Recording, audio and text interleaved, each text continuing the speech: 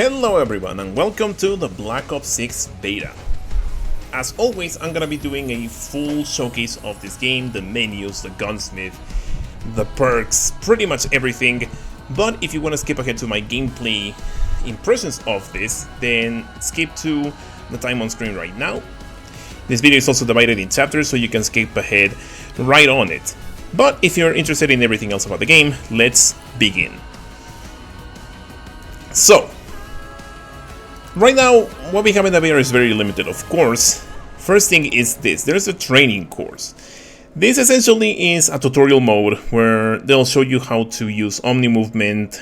You can set up your sensitivities, get adjusted to the gameplay mechanics and all that. It takes a little bit to load, so if you think it's long, then just wait a little bit and then you'll be able to get in. Apart from that, we have the usual game modes, Domination, Hardpoint, Team Deathmatch, and then Kill Order, which is a new game mode where one player on every team is going to be the HVT. They're gonna have 3 armor plates like Warzone, and when they're downed, well, they're downed and they can be revived by a teammate, just like Warzone. Killing them gives you more points, and that's pretty much it. And we have 4 maps available right now. They're pretty chaotic, and some of them are pretty. I like the look of Derelict and Skyline.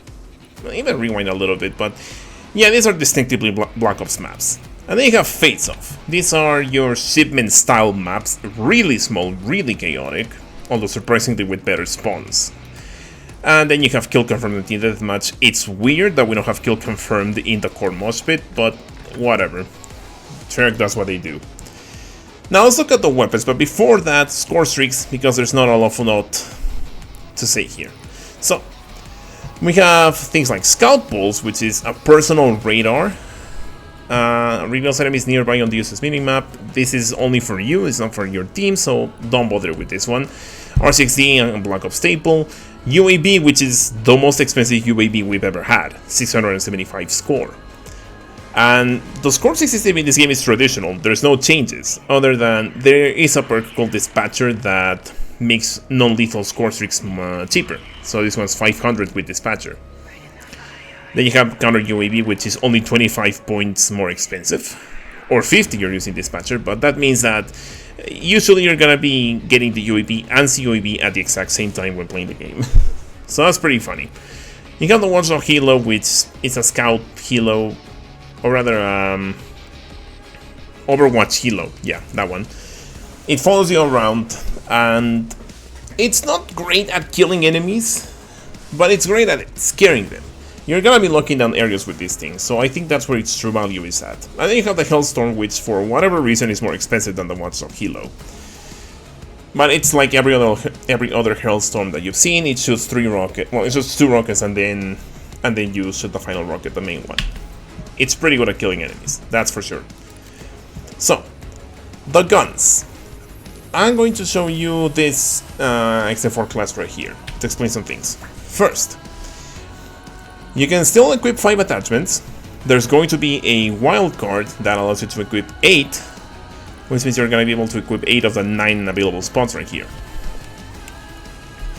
Now, one thing about this game, in contrast to the last 2 Modern Warfare games, is that attachments are not shared. Which means that things like muzzle devices, like suppressors, compensators, muzzle brakes, these things are not shared between guns. You have to unlock them for every single gun in the game, and every single gun has like between 40 to 50 levels. The XM4 right here has 46 levels. So, you're gonna be grinding a lot. You're gonna be needing a lot of double weapon XP to get these things done quickly, because leveling up guns is pretty slow. Other than that, attachments also come with no cons, for the most part. So, a suppressor here says no minimap when firing ping. Usually suppressors in Call of Duty make it so that, as of late, they reduce their ADS speed, or in previous Black Ops games they cut your range by some amount. This time it says that it's not doing that. Or a compensator here, it's only reducing your vertical recoil control and has no cons. And that's pretty much 95% of the attachments in this game, with some exceptions. You have this, for example, the what I call the headshot barrel. It increases your headshot multiplier, which you usually don't have with any gun, which makes the time to kill very consistent, but then you have this thing that increases your vertical recoil control. So powerful attachments are going to have some cons, but the other ones are just going to be pure bonuses. Even like the sword barrels that would usually make it so that you have more recoil on your guns, now they just don't have that. It says jumping sprint to fire speed and jumping ADS speed, but no cons, even though it's a super short barrel.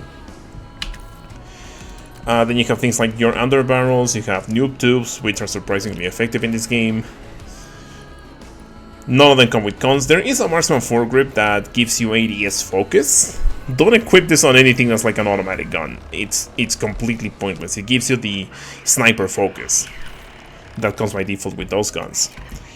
Other attachments that do come with cons are magazine attachments. Extended Mag 1 and Fast Mag 1 won't have those, but then you have Extended Mag 2, which makes your reload slower, of course, but also your ADS, and then your sprint to fire is also slower. Or then you have Flip Mags, which are much quicker to reload, but they come with less ammo capacity. This one only 25 round magazines, as opposed to 30, which is the standard. Or then you have this, the Static Mag 3, which happens on some guns, not all of them, which is naturally going to make everything else slower. Or Fast Mag 3, which is only 20 bullets in this mag, but it reloads extremely quickly. Well, or at least that's the idea. Let's see. You have rear grips right here. Not all, yeah, they don't have any cons at all. Some of them are designed specifically for Omni movement in mind, like sprint to fire speed, slide to fire speed, dive to fire speed. Then you have stocks, even like a light stock, which this usually would come with recoil cons. It doesn't have anything of the sort right now. It's only hip fire movement speed, strafing movement speed. Finally, the only other attachments that come with cons are the lasers, but the only con that they say is that they are visible in like the laser is visible, depending on the laser. Like this one's green, this one's red, this one's blue, this one doesn't even say what it is, and this one is red.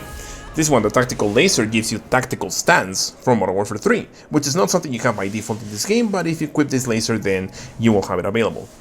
Basically, so that you build your entire class around tac stance. Which, yeah, is something that we already do in Modern Warfare 3, so that's not an issue. And then we have fire mods.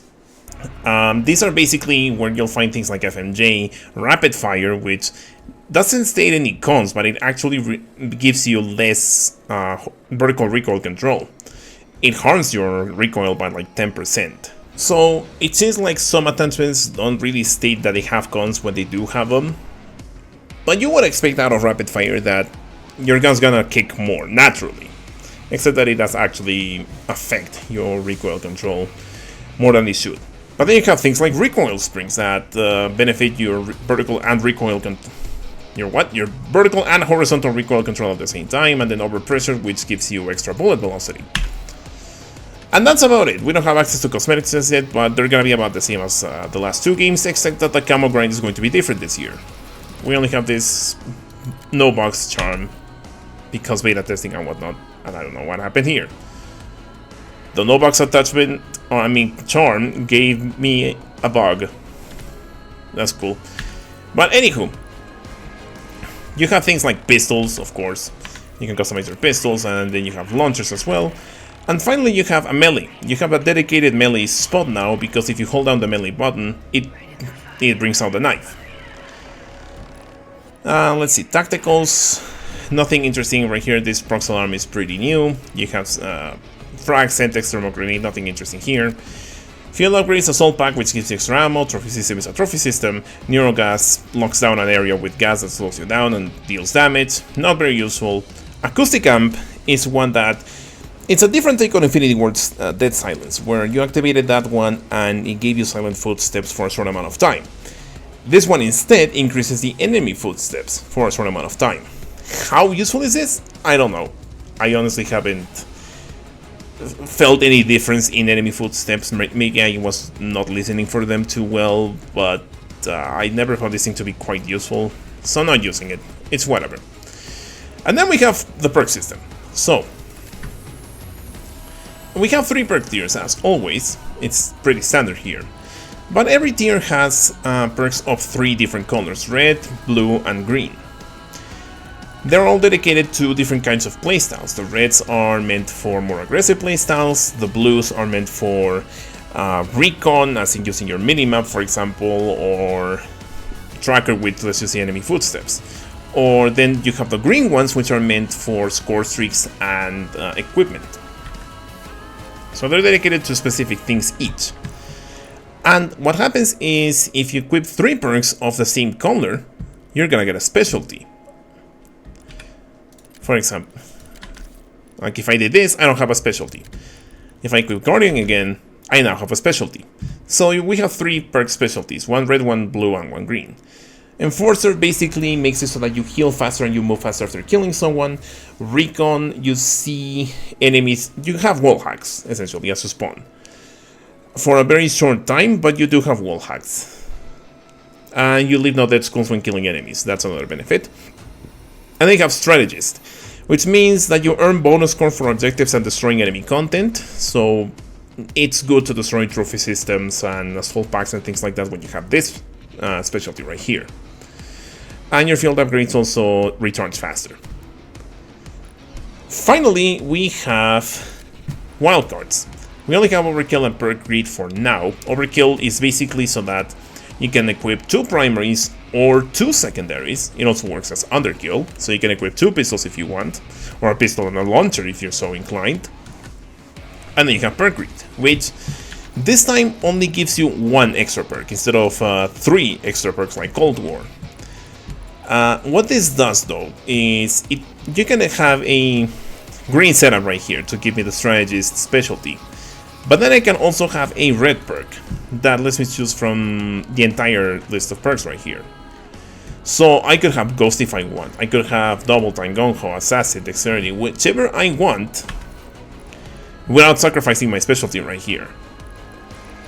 So that is pretty useful. It's not as powerful as Cold War, but that's a good thing because that made it... That wildcard for me was an absolute crutch. So we don't have that anymore. Supposedly there should be another wildcard in the second beta, or second weekend rather, where we can equip 8 attachments of the gun.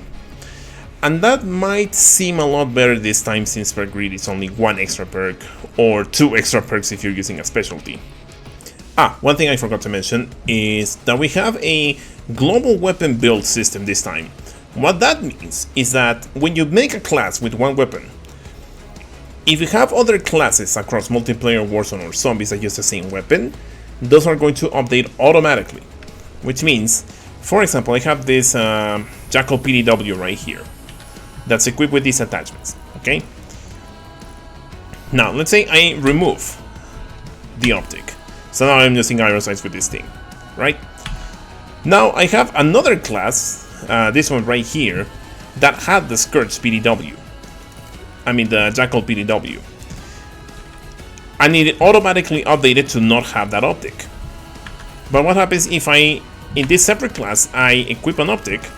Where was it? This one. So I equipped the same optic that I had before on a different class, and it automatically updated here. So this is pretty useful when, at least, like inside of multiplayer, or inside of just zombies, or inside of just Warzone, this is very useful. The problem is that this is going to update between all three modes, and we're not sure if zombies are going to have attachments with different effects, or worse yet, in Warzone, you don't build your classes the same way that you do in multiplayer. You usually want bigger magazines in Warzone, and in multiplayer you don't always want that because they come with some drawbacks. So this is a good feature, I just wish that it didn't carry over to zombies or Warzone. I wish that those were independent classes. We're not really seeing that, and we can't really give too much feedback about it because we're not seeing the effects of it yet, but I'm pretty sure that come launch, people are going to complain about it quite a lot.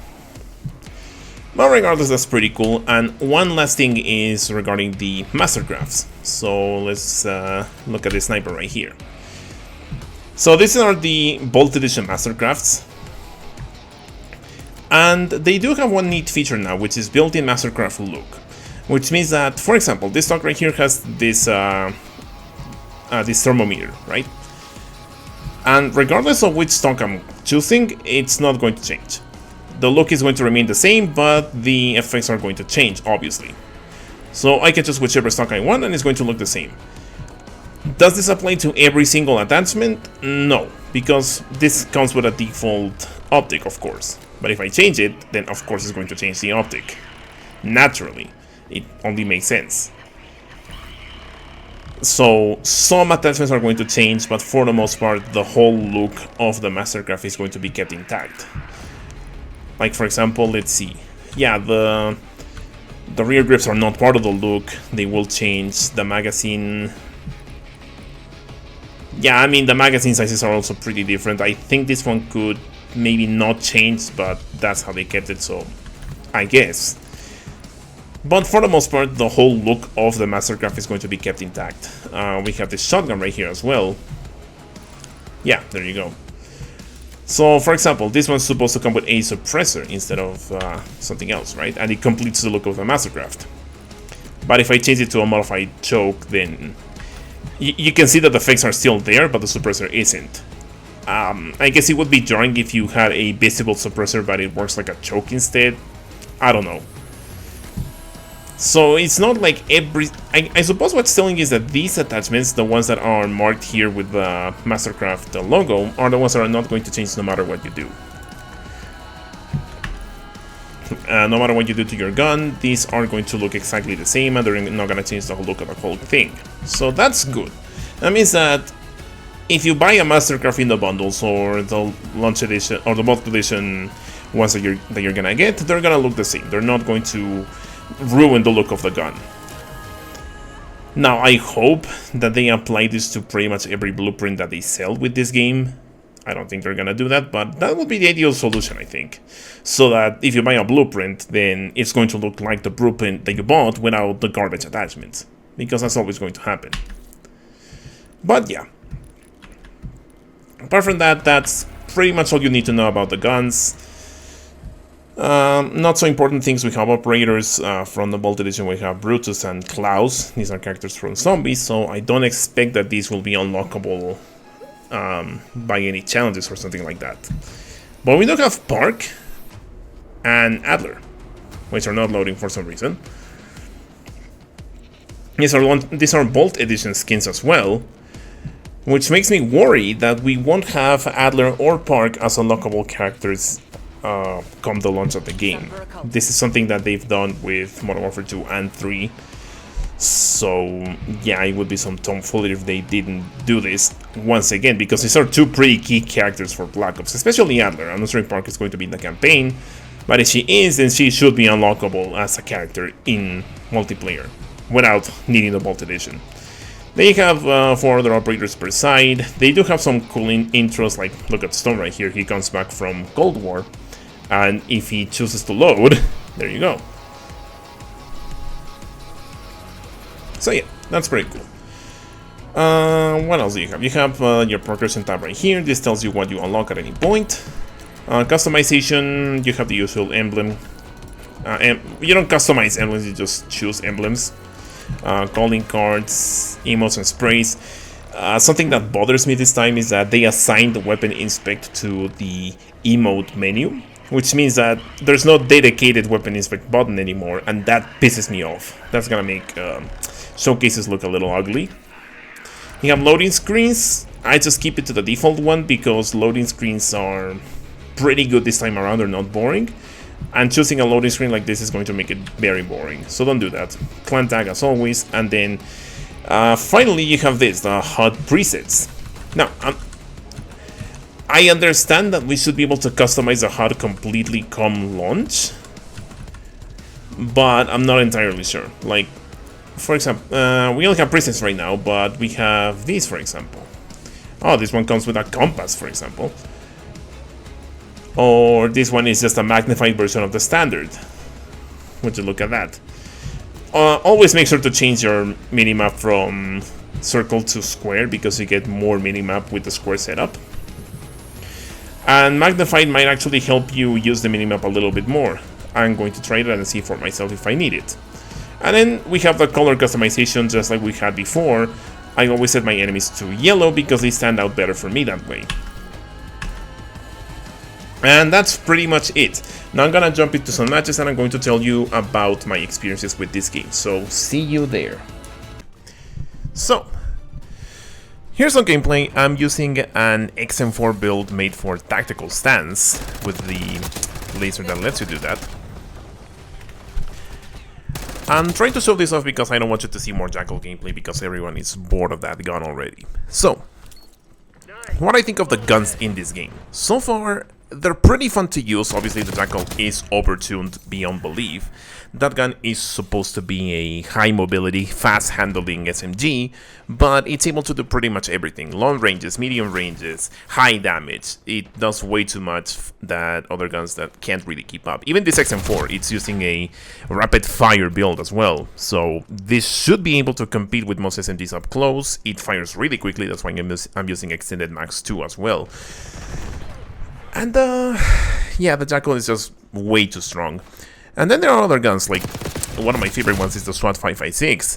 It's really strong. It's a marksman rifle, so you're supposed to not use it up close, but it can kill in one burst. It's a 3 burst gun, just like the Black Ops 2 counterpart. And yes, it is quite good. It's just that in presence of other stronger guns like the Jackal, you would think that it sucks. It's just better than you think it is. And most other guns in the game are like that as well. It's just that when you have one super dominant gun, other guns wouldn't shine as they should. But yeah, well, there's a bit of a weird glitch with the XM4. When you do tactical sense and omni movement, it does that. So probably need some attention on that front. And speaking of that, Omni movement is really fun. I would suggest that you go to the training course first and learn how to do Omni movement, or rather adjust your sensitivity, adjust your settings very well, get yourself used to the game and get comfortable before you start using the Jackal PDW on matches and get super aggressive with it. Because that gun excels at being aggressive. Definitely use an aggressive build, use red perks, use the Enforcer specialty and all those things, and the Jackal's going to shine. Otherwise, you're kind of wasting your time, if I'm being honest. You're not going to perform as well as everyone you see on Twitter posting really extremely fun and crazy clips with that gun.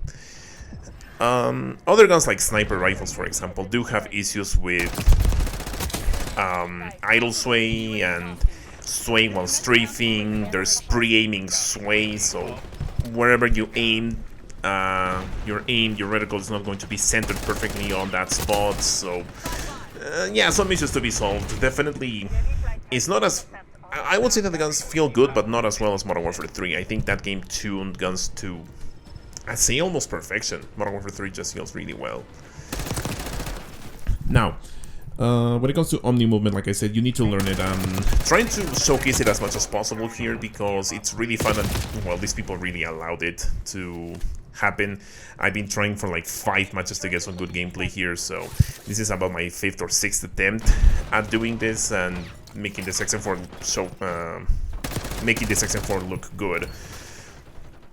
But yeah, Omni movement is fun to use. Definitely learn how to do it. You can throw some enemies off with it, but sometimes they will shoot you down anyway, so it's not like it's mandatory. You don't need to use Omni movement all the time. You can have fun with it, and against enemies that aren't super sweaty, you can use it a little bit more and try to get something going.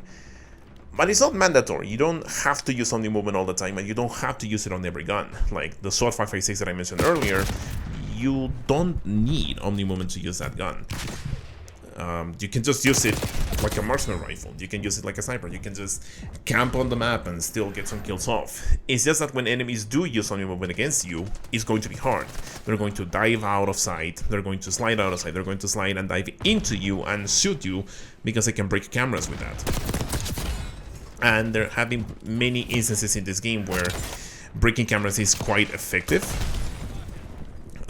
Connections are not top par. Connections are definitely a bit of an issue in this game, where you can have the exact same gun, you can look at your enemy at the exact same time, you can even have a better gun, like they may have an XM4 and you have a Jackal, and even up close they will shoot you down even though the gunfight seemed fair. So connections are a bit iffy right now. I suppose that it'll be a little bit better once more people get in the beta.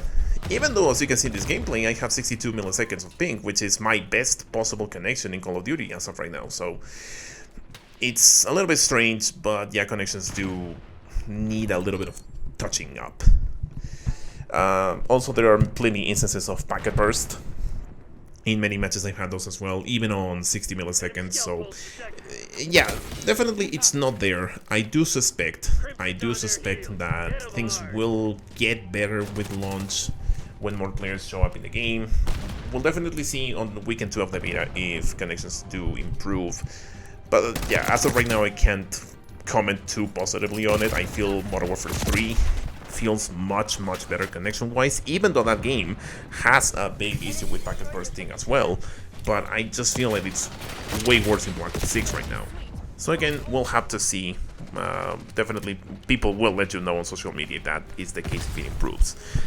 The maps. Well, this is Skyline. This is probably my favorite map in the whole game right now.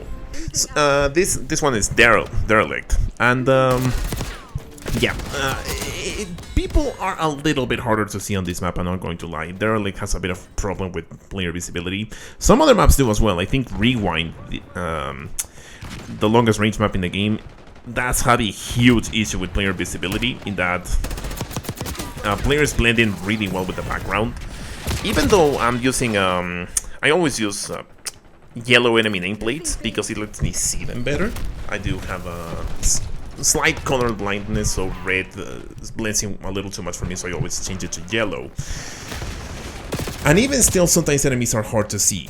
Apparently, their nameplates don't show up unless they start shooting, which I think is problematic. I don't remember Modern Warfare 3 or even 2 having that issue. Well, 2 is kind of weird in that sense. Modern Warfare 3 is much better. But there are occasions where enemies blend really well in the background, and it's annoying. There's right there when you do only when you dive into enemies, there are instances where they look like dead bodies, especially when you lie on your back. That's problematic. So obviously that's something we need to get used to this time around. We need to understand that dead bodies may not always be dead bodies. It's probably an enemy. It's a little bit jarring, something again we need to get used to, but it could help if the enemy nameplates were more consistent, as in they show up all the time. There are times where it's like on top of a train, maybe there's an enemy, but I could confuse that for like a small piece, a small object that is on top of a train or part of the train structure itself that turns out to be an enemy head, and I just couldn't tell it apart. So definitely a lot of things to touch up here. Also, this map in particular has really bad spawns. Well, on Domination not so much, but on Hardpoint, for example, is horrible in this game. It's extremely chaotic. The spawns feel like shipment most of the time. You have enemies on your back constantly. I'm not sure if it's something that we should adjust to, honestly. Spawns need a touch up. There have been many instances where one can spawn and then an enemy is immediately there in their face or in front of them, or sometimes just enemies literally see you spawn and they shoot you before you can even react. It's a lot of little things on top of the game being very sweaty right now. It's all of these things that make a very exhausting and frustrating experience. But then when it's not like that, when the game is not so sweaty, it's a little bit slower perhaps, or less crazy, that's when the game is at its best. Omni Movement is really fun to pull off against people when they're not constantly aiming at you perfectly with their jackals. It can be really fun. It's just that it's many of these instances where it's extremely sweaty, it's not fun, you can't have fun. The game is all about trying hard. It's very intense, very sweaty. And it can get fun even like that. It's just that sometimes it feels a bit excessive. And I'm not the only one who has felt these issues. Before trying to make this commentary, I've been seeing other people's impressions of this game, and yeah, I've corroborated that they feel the same way as me in many instances. The spawns, the connection, the packet burst, the chaotic nature of the spawns. And I mean, these are small maps. these are about on par with some of Treyarch's recent maps. They're not shipment small, but they are pretty small in comparison to Infinity Ward's maps, for example. And the problem is that sometimes it doesn't feel like they have any real flow. It's like shipment, where it's chaos all over the place. They're on your back, they're on your sides, they're everywhere. However, I still think this game can be really fun. It's just that we need to wait. We need to wait for more people to get in. We need to wait for more casual people to get into this game. That's what the second weekend is for, and that's what launch will also be for. So in that sense, I can't say this is going to be exactly how it'll be on launch. Gun balance is going to be different. They're definitely going to hit the Jackal at some point, and they're definitely going to do something with the spawns, but we can't comment on that right now. So do I recommend that you pre-purchase this game? No, not yet. Try the free weekend beta, the free beta on weekend 2. Try that, see if you like it, see if you can see the potential in this game, and then make your decision on whether or not you'll purchase this game or not. I pre-purchased it like the day of COD Next because I was going to make content on it, but otherwise I would have done like what I always do and wait for the free beta, because they really don't deserve to have so much money so early, unless you have locked in your decision that you will absolutely 100% play this game and that you won't hate on it for whatever reason. Like at this point I'm committed, so I might as well enjoy it for what it is. But for everyone else, I think just wait till you play it for yourself, watch enough gameplay, understand that this game is extremely sweaty as of right now, and have that expectation for launch. But yeah, that's about it. I do like this game, it just takes time to get used to. So thanks for watching and goodbye.